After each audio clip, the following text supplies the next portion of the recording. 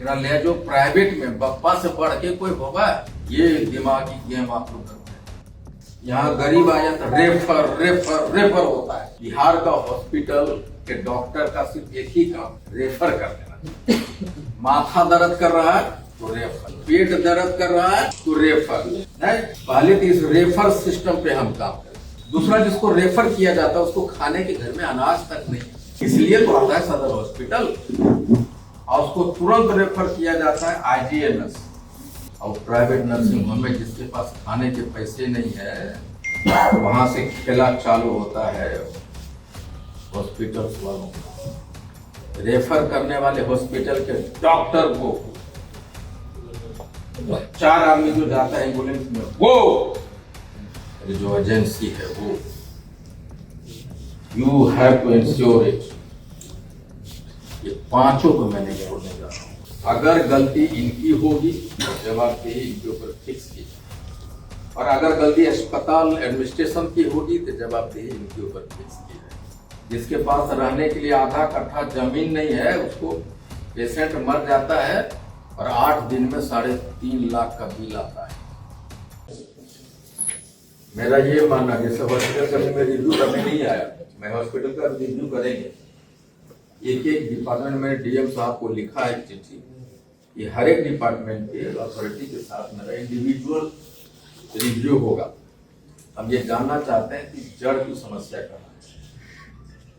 हम ये भी देखेंगे कि हॉस्पिटल के पास कमियां क्या है, उसकी मजबूरियां क्या है, उसके रिसोर्सेस में क्या, उस पर भी हम बात करेंगे और उसके लिए भी हम सरकार से लड़ेंगे। लेकिन आपकी जो बातें मैंने सुनी है, अब मैं सरकार से आरटीआई के थ्रू या सरकार से खुद मैं मांगूंगा, मैं मिलूंगा एसीएस से, जो हेल्थ डिपार्टमेंट का एसीएस है, जो मिनिस्टर है, मैं उनसे मिलूंगा। इवन जरूरत पड़ेगा तो सीएम से भी हम बात करेंगे मिलके, और मैं देखूंगा एग्रीमेंट में क्या कह रहा है, क्या चीज है। एग्रीमेंट में 8 घंटा है, 8 घंटे का आपको पर डे के हिसाब से मिलता है या 12 घंटा के, कैसे लोग आप मनमानी कर रहे हैं आपके साथ। आपके हितों की रक्षा निश्चित तौर पे हम करें, ये मेरी जिम्मेदारी होगी। लेकिन मैं अपना अनुभव शेयर करने की जा रहा हूं। अगर गलती इनकी होगी तो जवाबदेही इनके ऊपर फिक्स की जाए, और अगर गलती अस्पताल एडमिनिस्ट्रेशन की होगी तो जवाबदेही इनके ऊपर फिक्स की जाएगी। लेकिन अगर गलती आपकी है तो जवाबदेही आपके ऊपर भी फिक्स की जाएगी।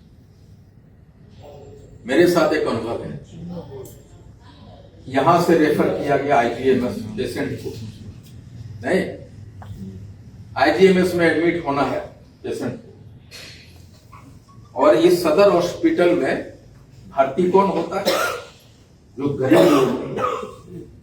इस दुनिया का, बिहार का हॉस्पिटल के डॉक्टर का सिर्फ एक ही काम है, रेफर कर देना।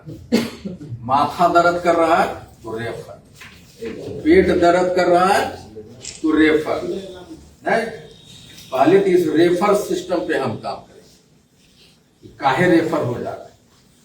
अगर उनका क्लिनिक है तो वहां कोई रेफर नहीं होता है। यहाँ गरीब आया तो रेफर रेफर रेफर होता है। इस रेफर पे मैं काम कर रहा हूँ, पहला।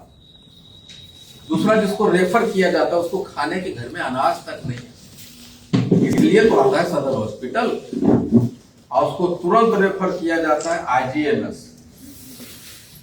अब आईजीएमएस रेफर हुआ और यहां से अब वो बेचारा गरीब आदमी जो पटना जीवन में कभी नहीं गया, वो अपने माँ को लेके, अपने बेटी को लेकर, अपने पति को लेकर चंद रुपया 500, 600, 1000, 1500 रुपए लग जा रहा है आईजीएमएस।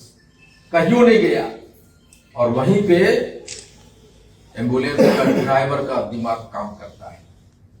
ड्राइवर बोलता है, मैया है कौरे, बाबू है कौरे, आईजीएमएस में और इलाज होगा है, पीएमसीएच में इलाज होगा है। ले जो प्राइवेट में बप्पा से बढ़ के कोई होगा, ये दिमागी गेम आप लोग करते हैं।